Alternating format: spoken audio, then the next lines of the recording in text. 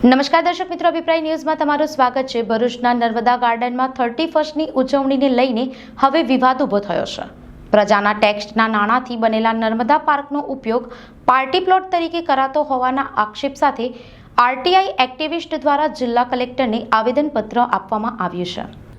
ભરૂચ જિલ્લા કલેક્ટર કચેરી ખાતે આરટીઆઈ એક્ટિવિસ્ટ વિંગ દ્વારા આવેદનપત્ર પાઠવી નર્મદા નદીના કિનારે આવેલા નર્મદા ગાર્ડનના ઉપયોગ અંગે ગંભીર આક્ષેપો કરવામાં આવ્યા છે। આવેદનપત્રમાં જણાવ્યા મુજબ પ્રજાની સુખાકારી માટે ટેક્સના નાણાંથી બનાવાયેલા નર્મદા પાર્કને મનસ્વી રીતે પાર્ટી પ્લોટ તરીકે ભાડે આપવામાં આવી રહ્યો છે। અધિકારીઓ અને પદાધિકારીઓના છુપા આશીર્વાદથી 31મી ઉજવણી માટે લાખો રૂપિયાની ટિકિટ શો યોજવાની તૈયારી હોવાનો આરોપ લગાવવામાં આવ્યો છે। આરટીઆઈ એક્ટિવિસ્ટ વિંગ દ્વારા આ કાર્યક્રમ તાત્કાલિક રોકવા અને મંજૂરી આપનાર અધિકારીઓ સામે તપાસ કરવાની માંગ કરવામાં આવી છે।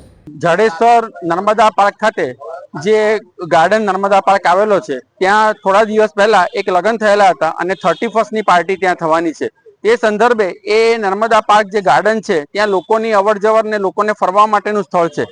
હાલ એ જે જગ્યા છે એ જિલ્લા પંચાયતને સરકાર દ્વારા સોંપવામાં આવી છે એની દેખરેખ, અને એનું ટેન્ડરિંગ જે થયેલું હતું તે ટેન્ડર દ્વારા એ પાર્ક એમને આપવામાં આવ્યો છે। પણ જ્યારે ટેન્ડર થયેલું હતું ત્યારે એ લગ્ન પ્રસંગો, આવી કોઈ મ્યુઝિકલ નાઇટ અને એ બધી પ્રવૃત્તિઓ કરવાની છૂટ આપવામાં આવેલ નથી, જે ફેબ્રુઆરી 2025ની અંદર એવી બધી છૂટ આપેલી છે। અમારી સરકારશ્રીને વિનંતી છે કે આ પબ્લિક ગાર્ડન છે જે રાત્રે 10 વાગે બંધ થઈ જતો હોય છે, આ ગાર્ડન જે આવેલો છે નર્મદા કિનારે આવેલો છે અને તેનું ઐતિહાસિક મહત્વ પણ છે।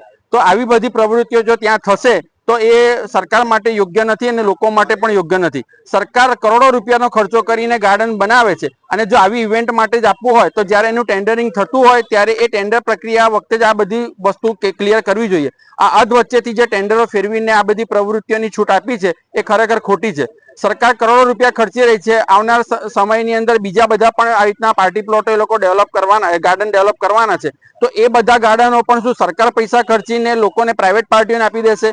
તો આ બધું જે થઈ રહ્યું છે તેનો અમે વિરોધ કરીએ છીએ અને આ જગ્યાનો ઉપયોગ ફક્ત ગાર્ડન તરીકે થવો જોઈએ, પબ્લિકના ફરવા તરીકે થવો જોઈએ। અસ્તુ, ભારત માતા કી જય। ભરૂચથી સંવાદદાતા સાથે અભિપ્રાય ન્યૂઝ, વડોદરા। આવા જ વધુ સમાચારો જોવા માટે સબસ્ક્રાઇબ કરો અમારી યુટ્યુબ ચેનલને અને જોડાયેલા રહો ફેસબુક, ઇન્સ્ટાગ્રામ અને ટ્વિટર પર।